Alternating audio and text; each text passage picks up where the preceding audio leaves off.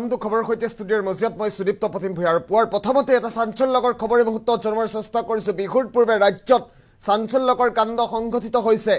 নিজ বন্ধুৱে কুঠাৰেৰে ঘপিয়াই অতি নৃশংসভাৱে হত্যা কৰিছে এবাৰ বন্ধুক। ঘটনাৰ যদি আপুনি বিৱৰণ শুনে স্তম্ভিত হৈ পৰিব। কি হৈছিল প্ৰকৃততে জনোৱাৰ চেষ্টা কৰিম। ব্ৰেকিং নিউজ এই মুহূৰ্তত উদ্বেগজনক খবৰ পোৱাৰ প্ৰথমতে বন্ধুৰ হাততে এইবাৰ প্ৰাণ গ'ল বন্ধুৰ। নিজ বন্ধুকে কুঠাৰেৰে ঘপিয়াই অতি নৃশংসভাৱে শেষ কৰি দিলে বন্ধুৱে। ৰাজ্যত পুনৰবাৰ ভয়ংকৰ হত্যাকাণ্ডৰ ঘটনা সংঘটিত হৈছে। বন্ধুৰ প্ৰাণ লৈ পলাতক তিতাবৰৰ মাধৱপুৰ শলগুৰিৰ মুনু চেতিয়া। বিহুৰ আনন্দ উৎসাহৰ মাজতে বন্ধু গুডু গগৈক শেষ কৰিলে মুনু চেতিয়াই। পুত্ৰ গুডু গগৈক ৰক্ষা কৰিবলৈ যোৱা মাতৃকো প্ৰহাৰ কৰিছে বন্ধুৱে। এটা চাঞ্চল্যকৰ খবৰ পোৱাৰ প্ৰথমতেই জনাৰ চেষ্টা কৰিছো। বন্ধুত্বৰ নামত কলংক সানিলে মুনু চেতিয়াই। অতি নৃশংসভাৱে নিজ বন্ধুক হত্যা কৰিছে।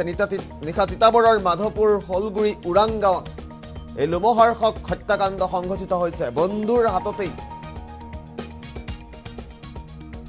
অতি বৰ্বৰভাৱে প্ৰাণ গ'ল বন্ধুৰ। নিজ বন্ধুক কুঠাৰেৰে ঘপিয়াই নৃশংসভাৱে হত্যা কৰিছে, শেষ কৰি দিছে মুনু চেতিয়াই। তিতাবৰৰ দৃশ্যাংশ যোৰহাটৰ তিতাবৰত সংঘটিত হৈছে এই সমগ্ৰ ঘটনা আমি ইতিমধ্যে উল্লেখ কৰিছো।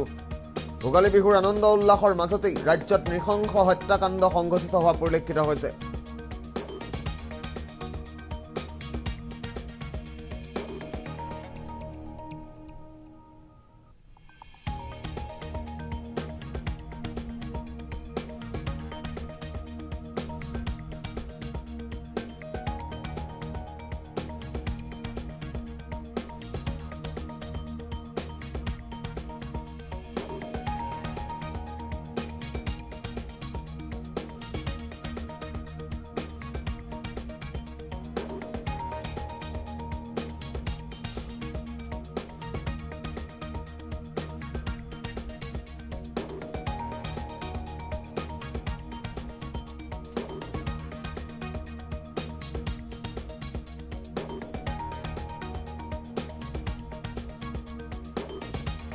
তিতাবৰতেই নৃশংস হত্যাকাণ্ড সংঘটিত হৈছে আমি ইতিমধ্যে উল্লেখ কৰিছো।